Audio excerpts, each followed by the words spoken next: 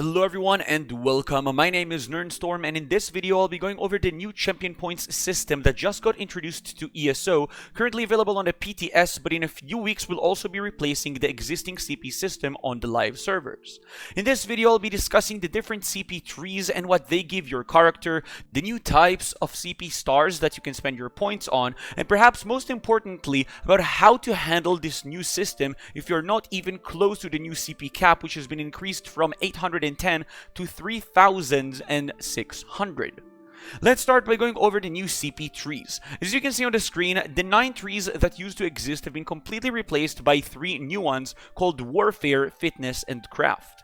Each of these trees looks completely different, has a different significance for your character, and also allows you to spend your points very differently.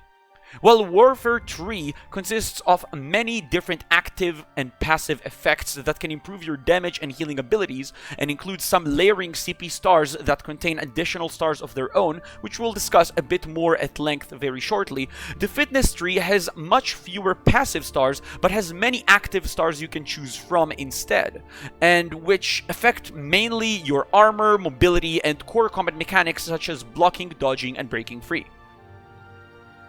The Craft tree is very different from both of the previous ones, as it contains fewer passive and active stars and perks, but has some really significant quality of life improvements that revolve around crafting, trading, thieving, and even fishing.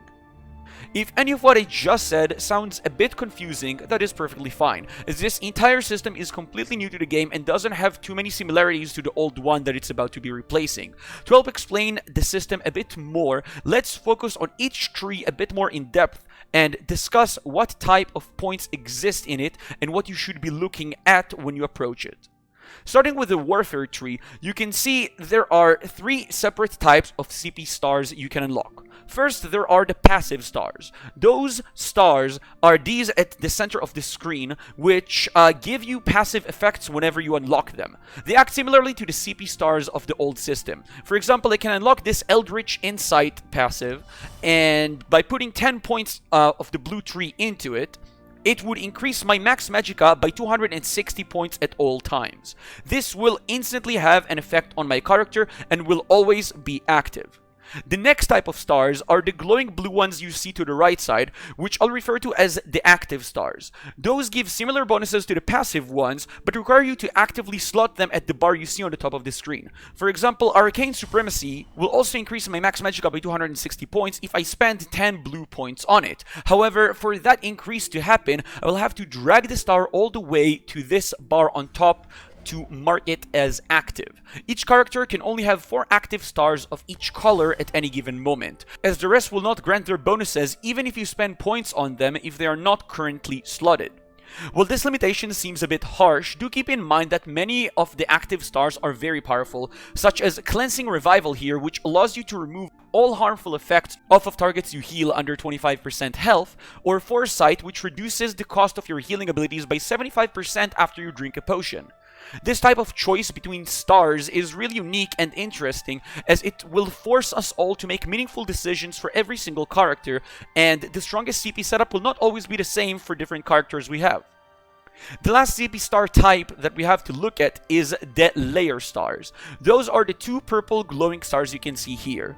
While those act as stars when you look at the blue tree itself, and it requires points to be allocated into them to unlock additional stars at the corner of the tree, if you press on them, they will actually open up a new mini tree where you have additional CP stars of the same 2 types we saw previously, which you can spend more blue points on. These 2 purple stars are the only layer CP stars that currently exist. However, ZOS have openly discussed the potential of adding more of those later on down the line as they keep increasing the CP cap in the future. Now, let's look at the Fitness tree. As you can see, this tree doesn't have any layer stars, and it has very few passive ones. However, it has many active stars which on this tree glow with red, which you can choose from. These stars give you some really powerful effects, such as damage reduction while you are CC immune, health regen while your ultimate is high, or damage shields increase. This is a good tree to showcase how you can unlock additional CP stars by allocating points into others. As you can see here, for me to unlock the Mystic Tenacity passive, I would have to spend points on other CPs first. For example, I could put points into Tumbling to unlock it, but if I don't want to allocate points into Tumbling, I could also unlock it from a different side by putting points into Sprinter, Hasty, and Hero's Vigor first. The red tree has many great passives and even greater active stars that allow you to get anything from damage mitigation and armor, resistances, and cost reductions and increased effectiveness of your blocking and sprinting. Lastly, let's look at the crafting tree. While this tree has fewer active and passive stars than the previous two, it has many stars that scale very far and require a lot of points to gain powerful effects. It can give you anything from increased gold and items quality, to better success with traders and fences, to reducing your fall damage, increasing your movement speed, and my personal favorite, granting you a chance to not consume potions and poisons when you use them despite having their effects go off. After looking at these trees and different star types, I think maybe the most important thing to discuss is the CP cap. As it currently stands, while the CP cap has been increased to 3.6k, you don't really have to have this huge amount to be viable in PvP and PvE activities, as a lot of these points go towards active stars, of which you can only have 4 active at a time per color anyways. However, it is important to note that for you to be optimizing PvP and PvE, you will likely need the vast majority of all the passive stars to be completed fully, with the addition of 4 active stars for each color as well.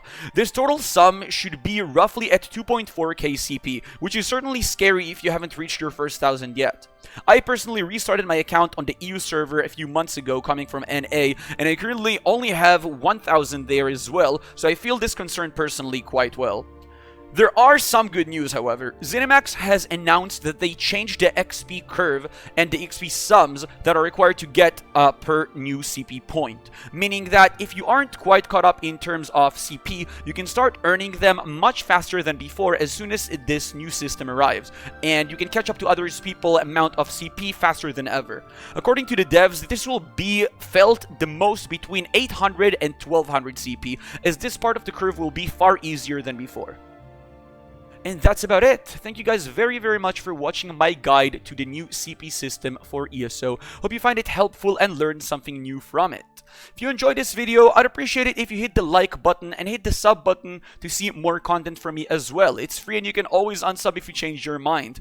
I also stream on Twitch 5 times a week, so feel free to check out my Twitch channel to see me play ESO and other games live. If you have any questions about this video or anything else about ESO or the rest of my content, feel free to join the Discord server and ask me and the channel's community anything you like. Link will be down below in the description. And lastly, if you'd like to support me to allow me to keep creating content for you full-time, please do check out my brand new Patreon page, as it helps me keep up my channel and it has some really cool benefits for you guys to earn while helping me out. Thank you once again for watching. Really appreciate you guys, and I will see you all in the next video. Peace.